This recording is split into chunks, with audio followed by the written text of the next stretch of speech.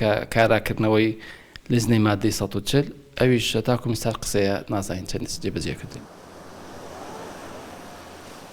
کێشەیە زەڤیەن کوردان لە سینۆرە کەرکووکێ بەردەوامە.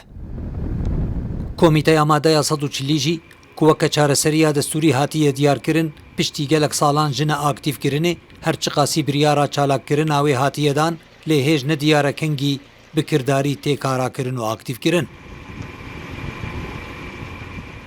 لە کەرکووکێ کێشە لەسەر 1,200,000 دۆنم زەوی دنابەرا جۆتکارن کورد و عەرەبێن هاوردەدە هەیە. لە خۆرماتوژی کێشە لەسەر 10,000 دۆنم زەوی هەیە. بەسەدەما مەترسیەن داعشێ و نەبوونا خزمەتگوزاریە و عەرەبکردنێ لە سینۆرێ مەخمورێ 41 گوند هاتنە ڤالاکردن. لە خانەقینجی 36 گوند هاتنە ڤالاکردن و نێزیکە 1000 دۆنم زەوی ژە ئالیە عەرەبێن هاوردەڤە دەست لەسەر هاتیەدان.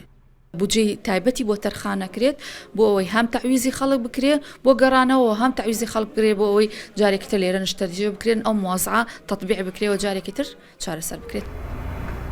لە گۆری ڕێکەفتنە هەفپەیمانیە برێڤەبرنا دەولەتێ کوبەری پێکانینە حکوومەتە عێراقی هاتەکردن یەک ژ خاڵان جیبجیکردن ئامادەیە 140 یا دەستورە عێراقیە.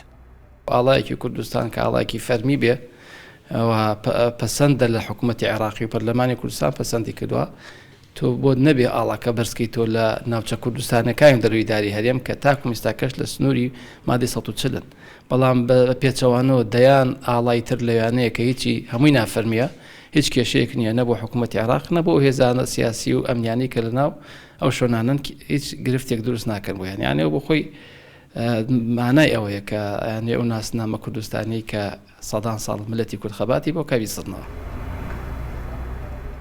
ناوچەیەن کوردستانی یەن دەرەوەی ڕێڤەبەریە هەرێما کوردستانی پارێزگەهەک و 15 قەزا و 20 ناحیەنە کو دکن بهتر ji 5 سەدی ji xaka başûrê Kurdistanê.